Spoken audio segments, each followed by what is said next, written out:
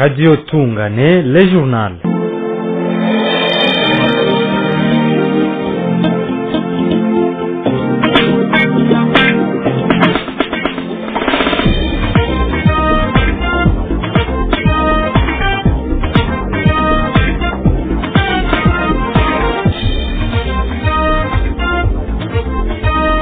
Bonsoir et merci de vous savoir nombreux à l'écoute des informations de ce soir en langue française. D'abord, les grandes lignes.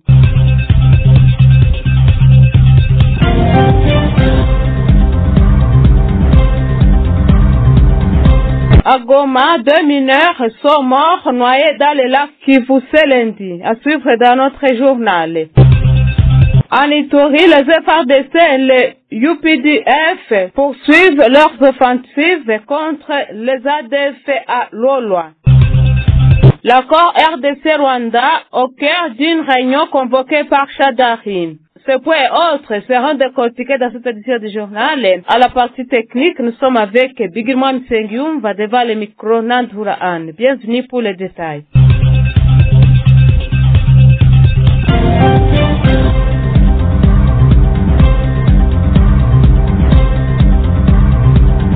Deux jeunes adolescents ont perdu la vie dans les zones du lac Kivu dans l'après-midi de ce mardi 7 juillet à Goma. Les infortunés, des résidents au quartier Katindo, se baignaient lorsque l'accident s'est produit d'après le chef du quartier qui a donné l'alerte dans la soirée. Le corps de deux jeunes sont remontés à la surface ce matin et ont été repêchés par des plongeurs. Le climat était empreint d'une profonde tristesse visible sur le visage des membres de la famille des adolescents venus chercher leurs enfants disparus. Les deux familles ont annoncé que les inhumations de victimes ont eu lieu dans l'après-midi de ce mardi. Le chef de quartier Katindo a appelé les parents à faire preuve de vigilance et à surveiller leurs enfants après le cours pour éviter de tels incidents, particulièrement durant cette période de vacances. En Ituri, les forces armées congolaises et FARDC, en collaboration avec l'armée ougandaise UPDF, ont poursuivi ce lundi 7 juillet leurs opérations militaires dans la profondeur de l'Olwa, territoire de Mambasa en province de l'Ituri. Selon des sources sécuritaires, cette offensive vise à mettre fin aux menaces que faut peser la rebelle ADF sur les civils dans cette région meurtrière par des années de violence. Des détonations d'armes lourdes et légères ont été attendues ce lundi matin dans plusieurs localités, notamment Lolwa Centre, Bandenge, Matolo, Mikanya, Menzimenzi, Samboko, Kitere et Zakia. Ces villages ont été la cible à de nombreuses reprises d'atrocités commises par les ADF, meurtres, enlèvements et actes de terreur. D'après les mêmes sources, les forces conjointes ont pour cible principale les bases stratégiques des ADF à Madina 2, où les rebelles auraient consolidé leur présence. L'objectif est de déstabiliser leur dispositif dans cette zone reculée, souvent utilisée comme base arrière pour planifier des attaques contre les populations locales. Face à cette situation, des leaders communautaires appellent les autorités militaires à renforcer la sécurité le long de la route nationale numéro 4, axe vital pour la circulation des personnes et des biens. Il demande une présence renforcée dans les agglomérations situées sur cet axe afin de protéger les civils et prévenir tout acte de représailles de la part des rebelles en fuite. Les mêmes acteurs de la société civile appellent la population à la vigilance et à la collaboration active avec les forces de défense. Ils encouragent la dénonciation rapide de toute infiltration suspecte pour éviter que les ADF ne profitent du déplacement des troupes pour s'effondrer parmi les civils. Depuis dimanche, les FARDC et UPDF travaille à régulariser le trafic sur la route numéro 4 entre Komanda et Mambasa dans le but de garantir la sécurité des usagers sur cet axe stratégique. Vous nous captez depuis Madegu Centre sur la fréquence de 96.5, c'est la radio Tungane de Minembwe.